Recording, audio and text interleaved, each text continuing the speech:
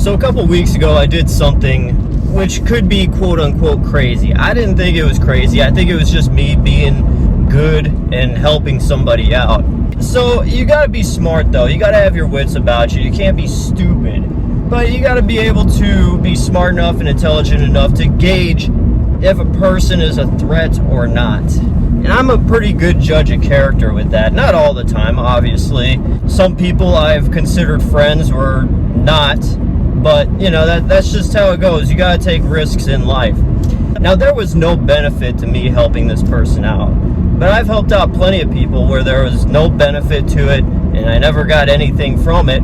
But, you know, hey, that's just what you do as a person, as a good person. I like to think. So I was pumping gas, like I normally do, at the Circle K, once again. I see this guy, older guy, maybe he's in his 50s, 60s, not old, but, you know, older than me. And he walks up to me and he goes, "Hey, I got $5. Could you drive me to the inn down the street?"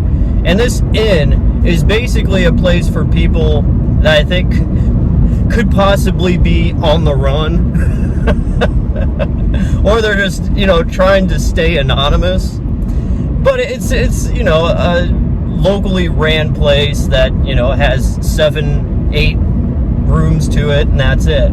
Now, like a normal person, I looked at him up and down, and I hesitated for a split second. Then I said, "Yeah, sure, yeah, if it's just down the road." He's like, "Oh yeah, it's right down the road. You know, it's on the way to Target," which I was on my way to Target, so I was like, "Yeah, sure." Because I was looking at him and he wasn't like coming at me like the usual person does when, I don't know if you get this, but most of the time when someone approaches me out of nowhere, it's always with a, "Hey, hey man, hey, what? You got $2? I just need $2, man. I just need $2 for the bus, man." The old "I need $2 for the bus" gimmick. Usually my response to that every single time, I learned this from an older guy, is when they ask for $2, I'd say, "Well, brother, I was about to ask you for $2. I need money too." It's like, what do I look like, Mother Teresa? Do I look like Goodwill, Salvation Army? Get out of here.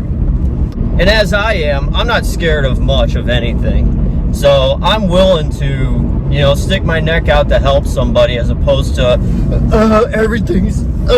there's a guy that needs help. No, what if he turns out to, I've listened to enough true crime podcasts to know that when a murder happens, it always starts with that, being a good person. The guy went on saying that the reason why he isn't walking back is because on his trip there, he had a heart problem. He said he had a fake heart put in, and he was just having trouble breathing. He didn't want to risk it because this is his first time he ventured out just to get the bare essentials at this gas station.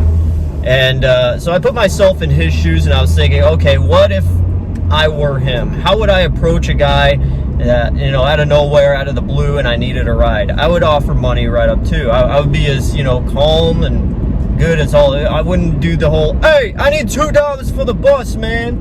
So I was just like, "Yeah, all right, I'll do it. I'll give you a ride. Yeah, sure." He said, "Oh, you hesitated." Now I was like, "Well, yeah, I got to think about things, you know, just a stranger approaches me wanting a ride." He's like, "No, I get it, dude. I'd be the same way too. You know, there's people out there that can do all kinds of things," which is a line that a person that may kill you would say getting into your car. I just knew better that this guy was in need. So I let him get in the car, and then we start driving towards the inn, which literally was a half a mile. And as he's sitting in the seat, he starts talking, and he starts just like cussing like a sailor, which is cool. Those are my people, you know. He doesn't put his seatbelt on, and I told him, I was like, "Oh, my car's gonna beep if you don't put the seatbelt on." But I said, "Don't worry about it. You don't have to worry about it."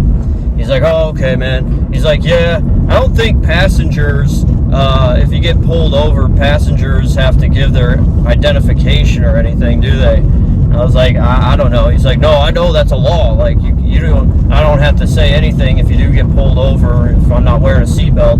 I'm like, "I guess so, but we're only going half a mile." And he's like, yeah, I just, you know, I don't have a name. I don't know. okay, I get it, dude. Whatever you want to do, hey. And the reason why I guess he wanted to stay anonymous in case we did get pulled over was the fact that he said some woman was after him for like $20,000 worth of child support. He's like, the baby ain't even mine. She's just a skank. I was like, yeah, people are out there for all kinds of money, you know, so it could happen. But yeah, we get to the inn and I let him out and he was like, hey, thanks a lot, man. He offered me the $5. I said, no, just keep it, dude. And he said, yeah, my name's Kenny. And I shook his hand. So his real name is Kenny. Salute to you, Kenny. Hopefully you're doing well. And that was that. It was a fun little adventure for about 10 minutes. And yeah, I'll never forget it.